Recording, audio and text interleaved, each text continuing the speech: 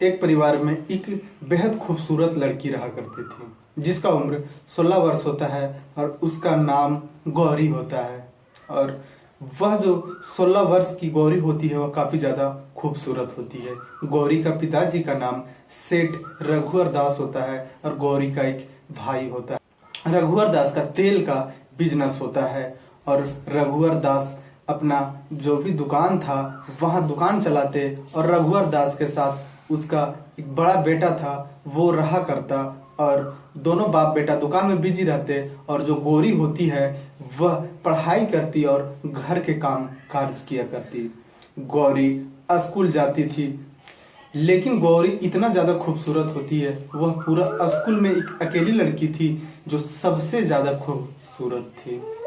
गौरी हर रोज़ अपना घर के काम काज करके स्कूल जाती और स्कूल से फिर लौटती, फिर घर के काम काज करती और समय बचता तो फिर जो स्कूल में होमवर्क मिलता उसको बनाया करती।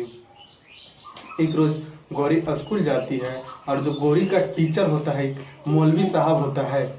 जो टीचर मौलवी साहब होता है वह गौरी से बोलता है कि जब स्कूल छुट्टी होगा तो हमसे आके तुम ऑफिस में मिलना, तुमसे जरूरी कुछ बात करना है और तुम्हें कुछ अलग से पढ़ाई देना है। गौरी भी उस टाइम नादान थी, ना समझ थी, लेकिन गौरी को कहीं ना कहीं पढ़ने का जुनून था। वह पढ़ाई में सबसे आगे होना चाहती थी, जिस वजह से उस टीचर के बात सुनकर गौरी काफ़ी ज़्यादा खुश होती है। वह टीचर के बात पर जब स्कूल छुट्टी हो जाता है, सारे बच्चे स्कूल से बाहर हो जाते हैं, तो गौरी वही टीचर के ऑफिस में जाती है। और जब ऑफिस में जाती है तो टीचर गौरी को देखता है और बोलता है टीचर की अब गौरी बैठ जाओ। एक चेयर पड़ा रहता है, वहाँ गौरी को बैठने के लिए बोलता है। गौरी चेयर पे बैठती है। उसके बाद जो मौलवी होता है वह गौरी को बोलता है कि तुम काफ़ी ज़्यादा खूबसूरत हो। उसके बाद गौरी का हाथ पकड़ता है वह टीचर और फिर धीरे धीरे गौरी का कलाई पकड़ता है। गौरी उस टाइम नादान थी, कुछ नहीं समझ पा रही थी। वह सोच रही थी कि टीचर हमें कोई रूप में कुछ बताना चाह रहे हैं।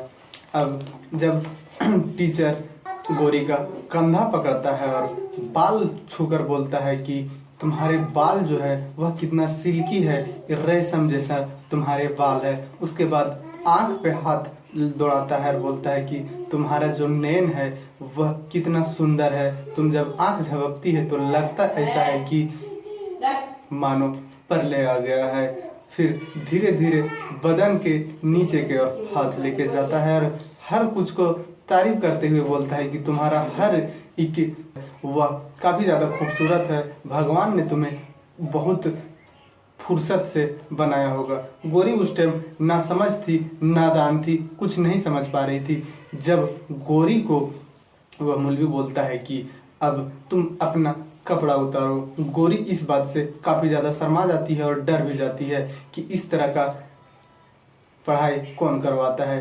गौरी डर के वहाँ से भागने लगती है और स्कूल से भाग जाती है, घर जाती है, किसी को नहीं बताती है। गौरी फिर रोज के तरह कामकाज घर में करती है और फिर से स्कूल आती है। लेकिन कहीं न कहीं उस मौलवी का नज़र था, वह गौरी पे हमेशा रहता था। एक दिन हिम्मत करके गौरी अपना सहेली से बोलती है कि ये जो मौलवी टीचर हैं वह हमें एक दिन अपना ऑफिस में बुलाए थे और ऑफिस में इस तरह का काम कर रहे थे मेरे पास। उसका जो सहेली होती है वह गौरी से बोलती है कि तुम हमें यह बात बताए लेकिन किसी और को नहीं बताना, इसलिए कि जब यह बात टोला मोहल्ला और लोगों को पता चलेगा तो तुम्हारा पापा का काफ़ी ज़्यादा बदनामी होगा और तुम्हारा शादी में काफ़ी ज़्यादा दिक्कत होगा। गौरी भी इस बात से डर जाती है और किसी को नहीं बताती है। लेकिन गौरी कहीं न कहीं उस टीचर के रुतबा से और रवैया से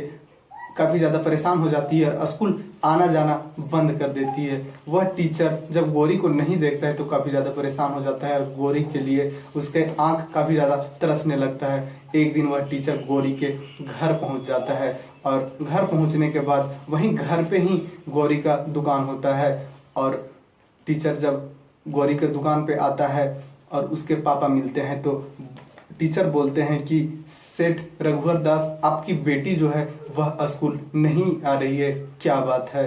सेठ रघुवर दास बोलते हैं कि पता नहीं, हमारी जो बेटी गोरी है वह बोलती है कि हमारा तबीयत खराब है, इसलिए मैं स्कूल नहीं जाऊंगा। उसके बाद टीचर बोलते हैं कि हमें गोरी से मिलना है, पूछना है कि आखिर तुम क्यों स्कूल नहीं आ रही हो। सेठ रघुवर दास दुकान से निकलते हैं और उस मौलवी टीचर को लेकर घर पे जाते हैं और घर में बैठाते हैं टीचर को और गोरी को आवाज लगाते हैं। तब तक सेठ रघुवर दास का दुकान में कोई ग्राहक आ जाता है। सेठ रघुवर दास दुकान के लिए घर से आ जाते हैं दुकान पर, और इधर गोरी पानी लेकर नीचे आती है टीचर के पास। टीचर गोरी को देखता है और बोलता है कि तुम हमसे कब तक बचोगी, तुम जितना भी बचने की कोशिश कर लो, हम तुम्हें नहीं छोड़ेंगे। गोरी यह बात सुनकर और शक पका जाती है। उसके बाद टीचर बोलता है कि तुम कल से स्कूल आओ, नहीं तो यह तुम्हारे लिए ठीक नहीं होगा। गोरी डर जाती है और जो उसका टीचर होता है वह वहां से निकलता है। सेठ रघुवर दास को बोलता है कि तुम्हारे बेटी को समझा दिया हूँ और वह कल से स्कूल आएगी, उसके तबीयत भी ठीक हो गया है। उसके बाद उसके टीचर चले जाते हैं और जो गोरी होती है वह यह जो टीचर जाते हैं घर उससे और डर जाते हैं और गोरी स्कूल जाना ही बंद कर देती है, स्कूल जाती ही नहीं है। उसके बाद फिर से टीचर काफी ज्यादा परेशान हो जाता है, सोचता है कहीं हमारे बारे में अपने घर वालों को ना बता दे। इसलिए फिर टीचर एक शतरंज रचता है कि क्यों ना गोरी के घर वालों को भड़काया जाए और गोरी को खिलाफ इतना ज्यादा भड़काया जाए कि गोरी को वो लोग जान से मार दे। उसके बाद टीचर फिर से रघुवर दास के दुकान पे आते हैं और बोलते हैं कि ये जो तुम्हारी बेटी है वह स्कूल इसलिए नहीं आ रही है क्योंकि इसका जो है वह चाल चलन अच्छा नहीं है, पूरा स्कूल में यह बदनाम कर दी है आपका नाम को।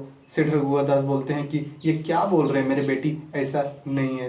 टीचर बताते हैं कि तुम्हारे बेटी का कई लड़के के साथ चक्कर है और कई लड़के के साथ संबंध है, इसीलिए वह स्कूल नहीं आना चाहती है। उसके यह बात जब लोगों को और स्टूडेंट को पता चला है तो काफी ज्यादा आपकी बेटी गोरी को शर्मिंदगी हुआ है। आप ऐसा करो कि यह अपनी बेटी के या तो शादी कर दो या तो इसे जान से मार दो। लेकिन रघुवर दास जब यह बात सुनते हैं तो उनके पैरों तले जमीन खिसक जाता है। सोचते हैं कि यह उम्र शादी करवाने का नहीं है, अभी मैं अपनी बेटी की शादी कैसे करवा दूं। फिर रघुवर दास जो होते हैं गोरी के पापा, वही फैसला लेते हैं कि क्यों ना अपना बेटी को ही मार दूं। और जो रघुवर दास होते हैं वो अपना बेटा को बताते हैं कि गोरी इस तरह का काम अपना स्कूल में कर रही है और गोरी को मारना होगा, नहीं तो हमारी काफी ज्यादा बदनामी होगी। उसका बेटा भी बाप के बात को इनकार नहीं करता है, गोरी के मारने का प्लानिंग बनाता है। दोनों बाप बेटा सोचते हैं कि गोरी को कैसे मारा जाए। फिर प्लानिंग बनता है कि गोरी को एक तालाब है उसी में जाके धकेल देंगे ताकि वो डूब के मर जाएगी। लोग यही समझेंगे कि उधर गई होगी घूमने के लिए और पैर फिसलने से वह तालाब में गिर गई और तालाब से नहीं निकलने के कारण से गोरी का मौत हो गया। एक दिन प्लानिंग के तहत गोरी को तालाब के किनारे घूमने के लिए लेके जाते हैं और उसके बाद गोरी एक जगह खड़ा होती है। गोरी के पापा और भाई आगे बढ़ जाते हैं। उसके बाद गोरी के पापा अपने बेटा से बोलता है कि जब गोरी का गला दबाकर वहीं तालाब में धकेल दो। इस कहानी का यह फर्स्ट पार्ट था। सेकेंड पार्ट अगला वीडियो में।